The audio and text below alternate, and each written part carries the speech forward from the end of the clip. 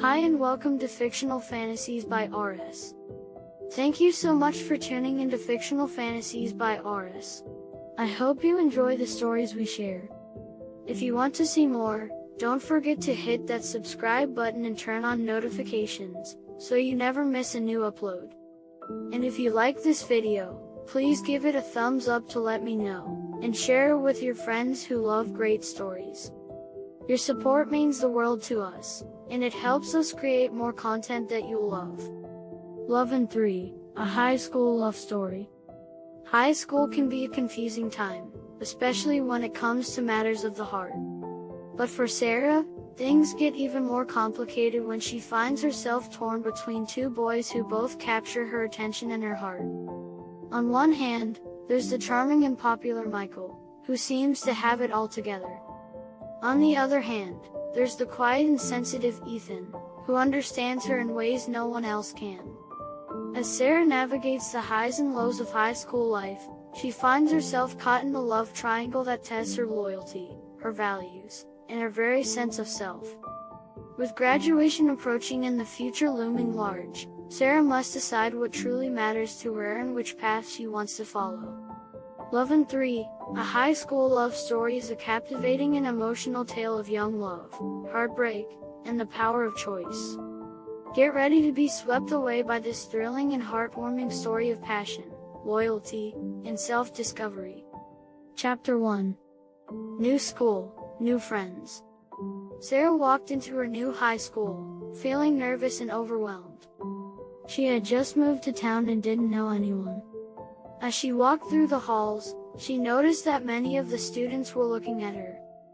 She couldn't help but feel a little self-conscious as she walked past, feeling their eyes on her. It wasn't hard to see why they were looking, though. Sarah was strikingly beautiful, with long blonde hair that fell in waves around her shoulders and bright blue eyes that sparkled like sapphires. She had a delicate nose and full lips that seemed made for smiling. As she made her way to her first class, Sarah couldn't help but feel a sense of excitement. She had always been popular in her old school, and she was hopeful that she could make friends just as easily here. Sure enough, as she entered her classroom, she was greeted by a group of friendly faces. They introduced themselves one by one, each eager to make friends with the new girl. Sarah smiled and chatted with them, feeling a sense of relief that she wouldn't be alone. But even as she made new friends, Sarah couldn't help but notice two boys who seemed to stand out from the rest. One was tall and muscular, with sandy blonde hair and piercing blue eyes. He was surrounded by a group of friends, laughing and joking around. Sarah heard someone call him Michael. The other boy was shorter and had messy brown hair that fell over his forehead. He was sitting alone on a bench, reading a book. When he looked up and caught Sarah's eye, she felt a jolt of recognition. There was something about him that seemed familiar, even though she had never met him before.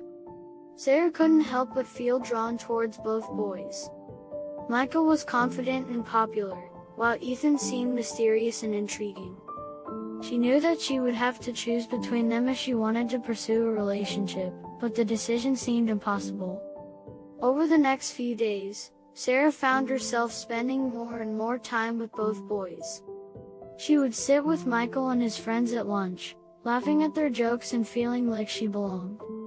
But she would also seek out Ethan, intrigued by his intelligence and kindness. One day, Sarah found herself sitting with Michael at lunch when Ethan walked by. Michael noticed the way that Sarah's eyes followed Ethan and his expression darkened. "What are you looking at?" he asked, his voice laced with jealousy.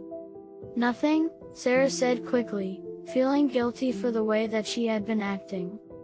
But Michael wasn't convinced. "You like him, don't you?" he said, his tone accusing. Sarah didn't know what to say. She did like Ethan, but she also liked Michael. She couldn't bear the thought of hurting either of them. The next day, Sarah found herself walking from home to school with Ethan. They chatted about their favorite books and movies, and Sarah found herself laughing and feeling at ease around him.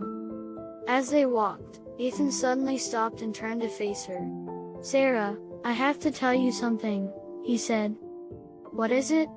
Sarah asked, feeling her heart rate speed up. Sarah felt her heart skip a beat as Ethan turned to face her. There was something in his voice that made her feel like this conversation was going to be important. What is it? She asked, trying to sound casual even though she was already feeling nervous. Ethan took a deep breath and looked into her blue eyes. I know we've only known each other for a short time, but I feel like there's something between us. Something special. Sarah's heart started racing as she tried to process what he was saying. Was he about to confess his feelings for her? Did she feel the same way? I feel it too, she said softly, taking a step closer to him. Ethan's eyes widened in surprise, but then he smiled, relief washing over his face. I'm so glad to hear that. Sarah, I really like you. I've liked you since the first day I saw you, but I didn't know how to tell you. Sarah's heart swelled with happiness as she heard Ethan's words. She had always felt a connection to him, but now she knew that he felt it too. I like you too, Ethan, she said, smiling up at him. They stood there for a moment, gazing into each other's eyes, until Michael's voice interrupted them.